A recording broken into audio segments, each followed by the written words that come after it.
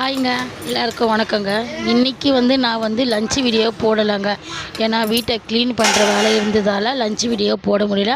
அதான் இப்போது நைட்டு எல்லாமே சேர்த்து ஃபுல் அண்ட் ஒன் டே விழாக்காக போட்டுருவேங்க. ஏன்னா நாளைக்கு வருஷப்பிறப்பு தமிழ் புத்தாண்டு.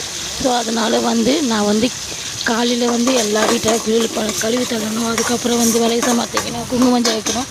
இந்த வேலை செஞ்சதால் பசங்களை ஸ்கூல் இட்டுன்னு போயிட்டுன்னு வரணும். அதனால் நான் இன்றைக்கி மதியானம் லஞ்ச் வீடியோ போடலை. மதியானம் லஞ்சு நம்ம வீட்டில் என்னென்னு பார்த்தீங்கன்னா சாம்பார் சாதம் தாங்க செய்வோம்.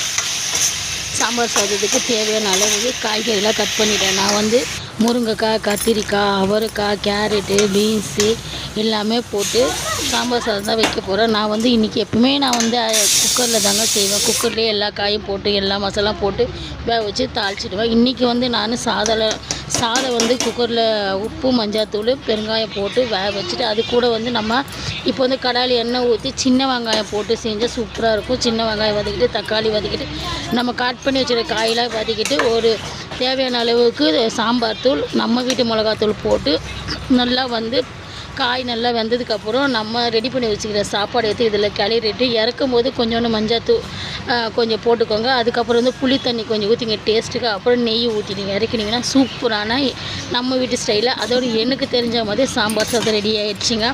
அதுக்கப்புறம் நம்ம வேலை என்னங்க, இப்போ நம்ம வேலை சமாத்தி வச்சிங்களா, அதுக்கு நம்ம வீட்டிலலாம் க்ளீன் பண்ணியாச்சு. நம்ம சாம்பார் சாதத்துக்கு ஃபேவரட்டான அப்பளம், அப்புறம் முட்டை ஆம்லேட் பசங்களுக்கு போட்டு கொடுத்தாச்சு. சாப்பிட்டு முடித்தாச்சு. நெக்ஸ்ட்டு நம்ம வேலை டியூட்டியில் ஆரம்பிக்கணும் இல்லைங்களா. இதெல்லாம் முடிச்சதுக்கப்புறம் குங்குமஞ்சள் வச்சாச்சு.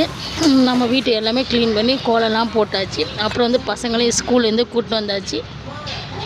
எல்லா வேலையும் நம்ம முடிச்சதால் அதுக்கப்புறம் நைட்டுக்கு என்ன செய்யணும்னு யோசிக்கணும் இல்லைங்களா. நைட்டுக்கு திரும்ப என்ன செய்யணும்னு பார்த்தீங்கன்னா தோசையும் தக்காளி குருமாவும்.